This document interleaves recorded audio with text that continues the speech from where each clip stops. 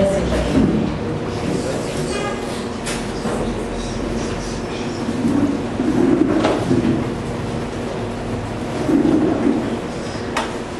Muito bom dia a todos. É uma alegria termos tomado uma boa decisão. Podem ter certeza que a decisão pelo Eterno, pelo Espírito, nos favorece as outras decisões, pelo provisório, pelo transitório, que também nos exige tomar posições no dia de hoje, essa semana, na nossa vida toda. Todos temos um monte de coisas para fazer, um monte de coisas para resolver, mas essas coisas serão melhor resolvidas se nós estivermos resolvidos interiormente, espiritualmente. A faca que descasca os nossos abacaxis somos nós. Então vamos afiar a faca. Vamos afiar a faca. Muito bem. Hoje, por assim dizer, abrindo ao acaso esse livro, Grãos de Mostarda, que vem no exercício diário que a gente faz no Facebook, de reflexão da vida a partir do Evangelho. Todos os dias tem uma postagem e a gente reuniu algumas dessas postagens nesse segundo volume, com destinação dos recursos para a Fraternidade Sem Fronteiras. Hoje nós abrimos esse livro e nos veio uma mensagem interessante, um ponto fundamental das nossas vidas, que são os nossos pais. Nossos pais do sexo masculino, os homens mesmo. Os nossos pais e o Pai Nosso é o que nós queremos conversar hoje.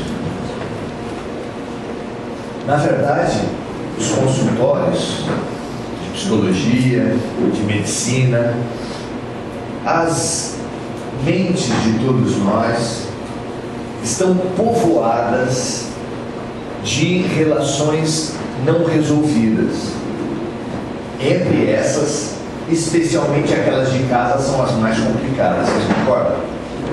Dentro de casa é que o bicho pega, né? Não é à toa. A família é a escola de reciclagem de lixo de Deus.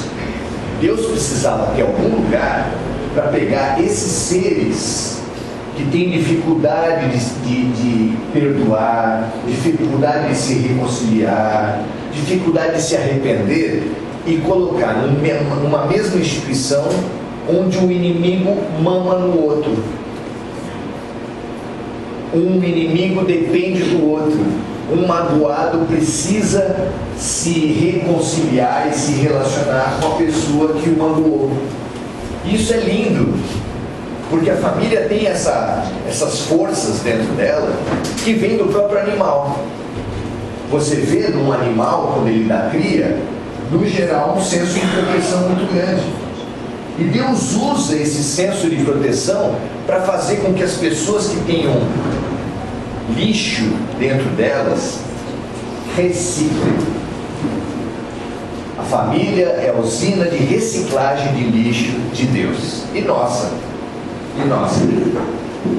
E dentro desse contexto da família, os pais têm uma posição importante, nem menos nem mais do que as mães, mas têm uma posição importante nos nossos corações, nas nossas vidas, nos nossos pesos, nas nossas levezas, nas nossas libertações também.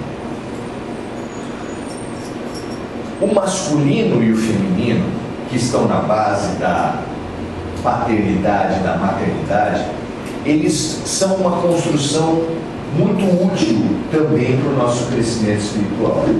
É claro que em cada cultura o pai vai ser de um jeito, a mãe vai ser do outro, mas há uma universalidade, há uma raiz da maternidade e da paternidade em todo o mundo, através de todas as culturas. É claro que todas as mães dão à luz, as mães japonesas também, as mães russas também. E os pais, o homem, no geral, foi sendo construído, foi sendo definido, inclusive biologicamente, para assumir o desenvolvimento de uma porção importante nossa. Pensem o seguinte: o homem foi colocado desde as tribos para fazer a função de caça e de guerra. Imagine o homem na caça e na guerra que fosse assim, dispersivo, que pensasse nos sentimentos, que pensasse muito no outro. Enquanto ele está apontando uma arma para o inimigo e ficasse pensando: será que ele tem um filho em casa? Será que ele está trazendo os dramas dele? O guerreiro que pensa nisso, no meio do caminho já foi. O caçador que sai para caçar e que fica indeciso, pensando, dispersivo, ele é caçado. Porque quem sai para caça também pode ser caçado. E foi assim que os homens aprenderam a ser mais objetivos, a ser mais materialistas, a ser mais externos. Eu imagino que todo homem que for disperso morreu na guerra ou foi caçado. Alguém precisava fazer essa tarefa. Quem ficava dentro das tribos tinha um outro ambiente, uma outra tarefa, um outro conjunto de tarefas que depois foi se reproduzindo ao longo da vida, desde as tribos até aqui. Até muito pouco tempo atrás, o universo de dentro da casa era o universo feminino e o universo fora da casa era o universo masculino. Isso cumpriu funções externas e internas. Que função o masculino e o feminino, essa divisão, cumpriu na nossa formação? Essa, por exemplo, de aprender a ser focado, objetivo, prático, que é uma característica tipicamente masculina. Mas também houve um exagero, uma posição exacerbada nesse aspecto, a ponto de fazer com que muitos homens ignorassem a afetividade, ignorassem a manifestação subjetiva, como se isso fosse feminino, exclusivamente feminino, e necessariamente pior. Há 3, 4 gerações atrás, se a gente via um homem que usasse uma roupa muito colorida, já não era grande coisa. Hoje eu vejo homens com camisa cor-de-rosa. Pode um negócio desse? Pode.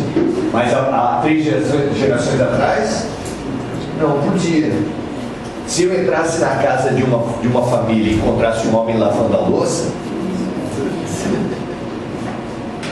eu pedi para minha mãe, vendo ela costurar, pedi para ela aprender a pregar um botão. Ela falou: não, deixa que a sua mulher vai fazer isso para você. E isso não são 3 gerações atrás, são 2. Então, cumpriu uma função, mas essa função se esgotou. Nós precisamos, como espíritos, porque talvez vocês já tenham chegado a essa conclusão, de que nós não somos homens nem mulheres, nós apenas estamos. Então, quando nós passamos por encarnações como homens, nós aprendemos essa objetividade, essa praticidade, esse foco. E o foco é muito importante para determinadas atividades. E quando fomos mulheres, aprendemos a dispersão, a capacidade de tratar 10 coisas ao mesmo tempo. Isso é uma coisa que a mulher que faz, né? Se estiver em casa, cozinhando, dá para ver a televisão, cozinhar, embalar o filho, ver o celular e virar a panela. Eu mesmo, para fazer essa cena aqui, tive que treinar muito. Mas é uma coisa que mulher faz fácil. Homem, você dá uma tarefa, fala de outra, fala: calma, espera eu terminar essa. Porque a gente é assim. E a mulherada se diverte muito, achando: puxa, que absurdo. Não é questão de absurdo, é questão de capacidades. Se você estudar os hemisférios cerebrais, você vai ter uma surpresa. Os hemisférios cerebrais nossos desenvolvem funções que alguns você vai falar, nossa, nós temos um hemisfério masculino e outro feminino. Vocês gostariam de ter meio cérebro? Quem gostaria de ter meio cérebro? A gente gostaria de ter um cérebro inteiro. E para ter o cérebro inteiro, para sermos integrais, nós todos temos essa tarefa de aprendermos a ser homens e mulheres. Isso há um tempo atrás seria blasfêmia. Ih, tá falando, tá me estranhando, cara? Como é que é isso? Hoje não.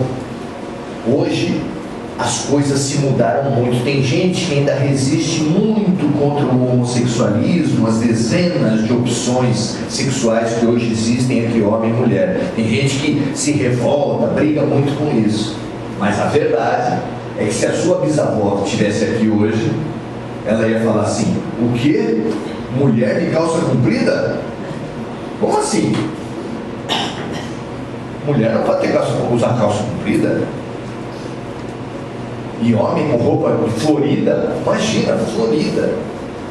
O homem que gostasse de poesia, vai jogar bola, meu filho? Porque tudo que expressa o sentimento era proibido para o homem. Tudo. E isso é uma bomba, é montar bombas. Imagina assim, se você tem uma panela de pressão, toda cozinha tem uma panela de pressão, não é possível. Se a panela de pressão estiver entupida, ela é uma utilidade? Ela passa a ser um perigo, uma bomba. A emoção é a subjetividade, é a manifestação interior da gente. Se o homem foi proibido de manifestar emoções, o que tem que acontecer com esse ser? Que não pode manifestar artisticamente, que não pode manifestar por roupas, que não pode falar sobre sentimentos. O que acontece com esse ser? Vocês sabem qual é a porcentagem de homem em relação a homens e mulheres do sistema penitenciário? Chutem uma porcentagem. Quanto vocês acham que é? Quantos por cento tem mais de homens que de mulheres? 70, 80, 90. A cada 10 pessoas presas, 9 são do sexo masculino. Numa escola, ainda hoje, mesmo com tantas mudanças, a expressiva maioria dos alunos, problema é do sexo masculino. No tráfico de drogas, no alcoolismo, na drogadição, a grande maioria é do sexo masculino. E é muito difícil tratar, porque faz parte desse universo do herói não receber ajuda. Todos nós já percebemos como é difícil para um homem no médico, é ou não é? No psicólogo, então? Por quê? Porque o herói não recebe ajuda, o herói resolve o problema dos outros. E viver esse herói é um peso muito grande, tanto é que explode. Os homens estão explodindo a todo momento, briga de torcida, briga de trânsito, onde quer que haja violência, é principalmente homem. Abuso sexual, então,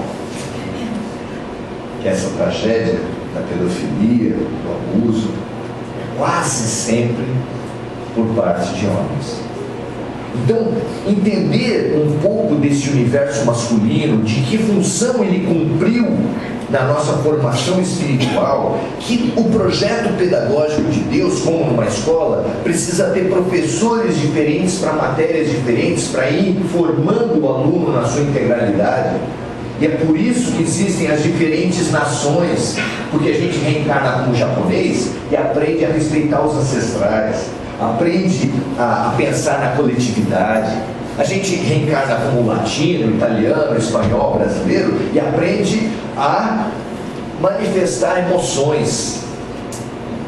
Porque se o japonês, quando não aprende a manifestar emoções, se mata. O suicídio lá é um ritual de honra. É honrado se matar. Quantos alunos que não passaram de ano vocês conhecem e se mataram por não passar de ano? Infelizmente o suicídio tem sido uma epidemia, mas por diversos motivos, menos por não passar de ano. Por não passar de ano faz festa, faz qualquer coisa. No Japão é super comum, o aluno vai para a escola e é tratado pelo sobrenome. Ele leva o nome da família à escola. Se ele não passar, ele está sujando o nome da família. E por muitos anos, em alguns lugares ainda hoje, acontecem essas tragédias. Um país tem a aprender com o outro e o sexo também tem muito a aprender com o outro. Tanto é que, por vontade própria, por conquista social das mais importantes, as mulheres já há algumas décadas têm aprendido a ocupar territórios que antes eram dos homens. Isso é ruim? Tem gente que acha que é ruim, imagina.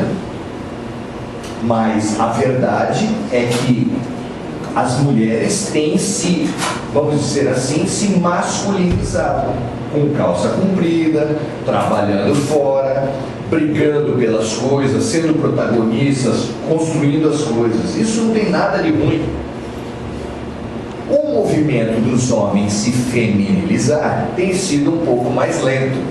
Tudo bem, a gente usa uma roupa colorida, uma roupa florida, lava uma louça de vez em quando, ajuda em casa, ajuda a mulher. Não é interessante? Essas palavras ainda mostram o estágio que a gente está. Dificilmente alguém, você ouve um colega assim se identificar: o que você faz na vida? Eu sou dono de casa. Tem, já existe, mas a pessoa se identificar assim, dificilmente vai falar assim. E nós temos muitas mágoas, guardamos muitas sombras nas nossas almas por esperar dos nossos pais mais do que eles podiam dar. A gente às vezes queria que os nossos pais fossem mais mães, fossem mais carinhosos, fossem mais presentes. Chega a ser é tão comum a gente falar de pai ausente que é quase uma redundância. Ah, meu pai foi ausente. E o que mais? Se um pai abandona um filho, nem é notícia. Agora uma mãe abandonar um filho, nossa.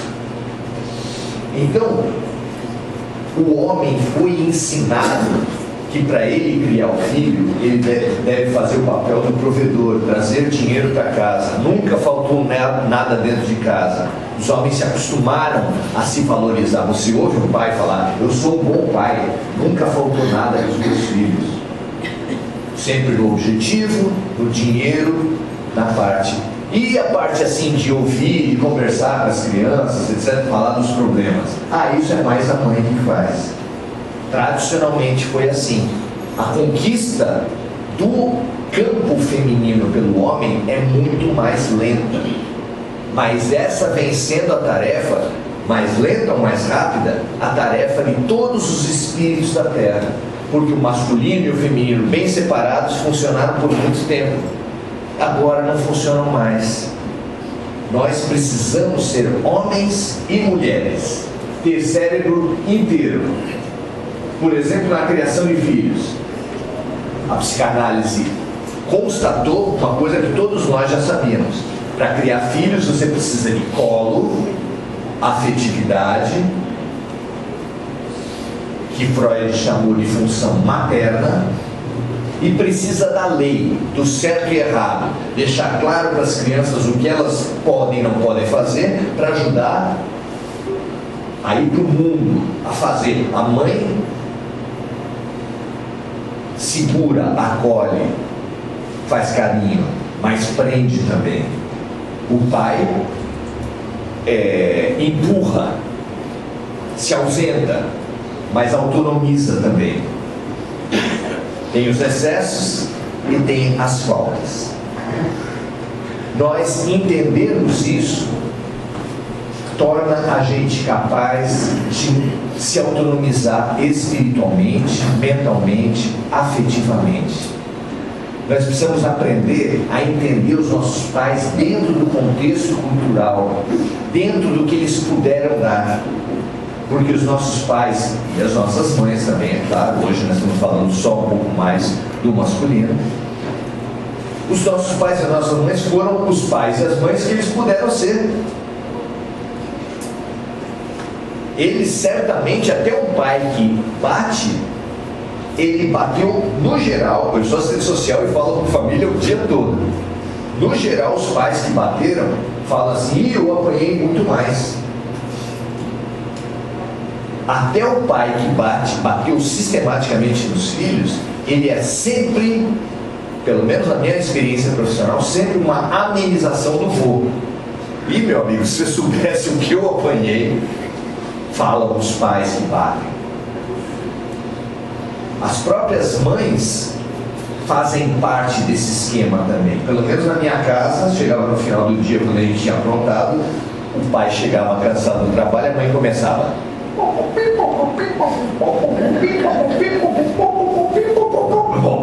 Aí sobrava umas, não foi muito, umas 5 vezes que a gente levou umas chacoalhadas maior. Nós precisamos perceber esse crescimento nosso com necessidade de sermos masculinos e femininos, inclusive para os nossos filhos. A mãe hoje deve fazer carinho ou deve ajudar a autonomizar? Os dois. E o pai? Os dois também.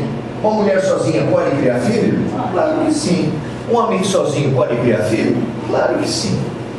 Só que ele precisa das duas ferramentas. Ele precisa das duas ferramentas. Se só tiver uma, não funciona. Uma criança não se cria bem se apenas for acolhida, se apenas for grudada, se apenas for retida. E também não se cria bem se for empurrada e não der colo, não der continência, não der afetividade. E é aí que a gente percebe a revolução, uma das muitas revoluções que está contida numa expressão, a expressão mais comum do cristão. O que o cristão mais cita no Evangelho desde pequenininho são 2 palavras: Pai Nosso. Quantas vezes você já falou Pai Nosso na tua vida? O que está contido? Por que Jesus nos ensinou a falar Pai Nosso? Vixe Maria, isso dá um seminário. Cada palavra do Evangelho, cada palavra de Jesus tem 1000 significados. A gente naturalmente não vai saber nem 10%, mas alguns que a gente sabe, a gente vai trocando e vai aprendendo uns com os outros. Pai Nosso, claro, que remete a gente a uma família. Qual família? A gente que aprendeu que tem que cuidar da nossa família contra dos outros, né? Cuide das suas cabras, porque meus bodes estão surdos. Pensa só no da gente. A gente ora por quem? No geral, a gente ora pelos nossos. Né? Então, família é uma coisa possessiva, uma coisa exclusiva, no sentido de excluir dos outros. Essa é a tendência há quanto tempo? De quem? Praticamente de todos nós. Os espíritos também. Todo mundo, na hora de rezar, na hora de pedir, a gente pede pelo nosso. Né? Entrevista de emprego amanhã do sobrinho, 6 meses empregado, e você reza como? Deus ajuda todos aqueles jovens a receberem a luz dos seus anjos protetores e que eles possam expressar o melhor deles na entrevista de emprego. E que o emprego, esse vá para aquele para quem fizer mais sentido. Não é assim que a gente reza? Não. Pois é. E isso mostra bem o nosso amor de cerquinha. A gente ama até certo ponto, até a página 2. Bem longe do amor universal e sem fronteiras de Jesus. Então, nós temos um salto a fazer. Quando Jesus nos convida a falar Pai Nosso, Ele fala de uma outra família. Que família é essa? Deus é pai de quem? Dos ateus também? Também? Dos evangélicos? Dos atores. Umbanda também? Dos atores. Pessoal de Umbanda também? Ah, mas no Espiritismo tem líderes do Espiritismo que falam contra os pretos velhos. Racismo espírita? Ah, tá. Então, nós temos essa característica exclusiva, possessiva, mesquinha, e Jesus nos convida a tratar o quê? A humanidade e a nossa vida como Pai Nosso. Somos uma grande família. Isso modifica. Se a gente percebesse o que está contido em Pai Nosso, modificaria alguma coisa? O que você acha? Tudo. Só que a expressão Pai, Deus, a natureza de Deus, é uma das questões mais difíceis para o nosso nível intelectual. Se você fosse perguntar aqui para qualquer um de nós, para o palestrista mais ilustre que você tivesse aqui, qual é a natureza de Deus, ele ia falar, sei não. Dá para mim não. Se ele tivesse humildade, se ele não tivesse, ele enrolava. Pode ser que talvez eu saiba. Pois Deus teve a sua natureza, pelo menos no nível que eu consigo entender, decifrada há 2000 anos no Evangelho, por João, certamente por inspiração de Jesus, ao dizer: Deus é amor. E essa síntese é uma síntese perfeita para nós reconstruirmos o masculino e o pai, e a figura do pai. Porque aquele pai objetivo, focado, que nós aprendemos a conviver com ele há muitas vidas, foi redefinido por Jesus. O pai é amor. Ah, mas amor não é da mãe? Amor não é da mãe? Também. Os homens objetivamente podem aprender mais a se desvencilhar dos seus preconceitos, se permitir falar mais de sentimentos, trocar mais isso para ser pais? Claro. Aprendamos com as mulheres também, por que não? Mas nós precisamos, e os nossos filhos precisam muito, e a grande maneira de você se reconciliar com seu pai é sendo um bom pai. Ah, Maurício, mas eu sou mulher. Mas acho que vocês já entenderam aquilo que eu estou falando, né? Seja um bom pai para o seu filho, e assim você vai se reconciliar com os seus pais. Porque os pais fizeram uma tarefa tão enorme para a gente, tão grande, tão grandiosa. A primeira delas foi não abortar. Porque até onde eu sei, os nossos pais não abortaram. Alguém aqui foi abortado? Tudo bem, tem espíritos aqui que devem ter sido. Mas entre os encarnados, alguém aqui foi abortado nessa vida? Impossível. Se fosse, não estava aqui. Então, eles já fizeram um favor enorme para a gente. Enorme. Só isso já foi uma coisa que nos permitiu estarmos aqui hoje. Além disso, fizeram outras tarefas. E aí vai da história de cada um. Ninguém pode falar que todos os pais fizeram a mesma coisa. Mas fizeram. Estamos aqui. E sejamos gratos a eles por eles terem conseguido fazer o que eles puderam. Porque essa para eles e para nós é a nossa melhor encarnação. Quer dizer que se eles tiveram problemas nessa, se eles foram maus pais em algum aspecto, nas outras eles foram ainda piores. E nós também. E nós também. E mães e pais têm antipatia por filhos. Por mais que a literatura e o cinema falem que não, falem que é errado, pais têm antipatia por filhos e filhos têm antipatia por pais.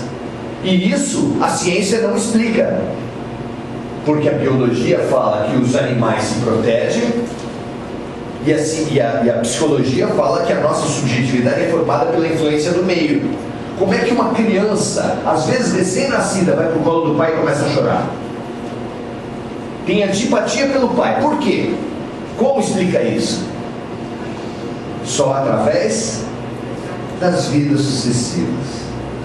São reencontros, minha gente. São reencontros, e amenizar um reencontro é uma oportunidade de libertação impagável. Você lê um romance, você vai ver que espíritos estão em círculos de vinganças mútuas há séculos. Gastaram muitas e muitas vidas se alternando. Numa eu te prejudico, na outra você me prejudica. Numa eu te prejudico, é que nem judeu e palestino. Quando vai parar aqui?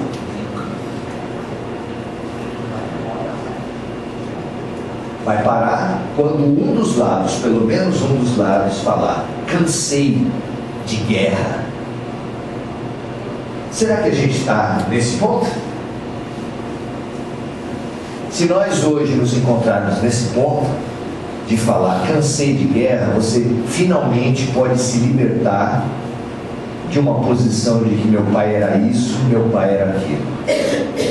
Talvez a gente esteja nesse ponto e possa falar: meu pai foi o que ele pôde ser, cabe a mim ser também o que eu conseguir ser, especialmente movidos e espelhados na grande essência do Pai, na grande natureza do Pai e da Mãe e de todos os seres. O Pai é amor. Sejamos amor também. Bom dia a todos. Muito obrigado.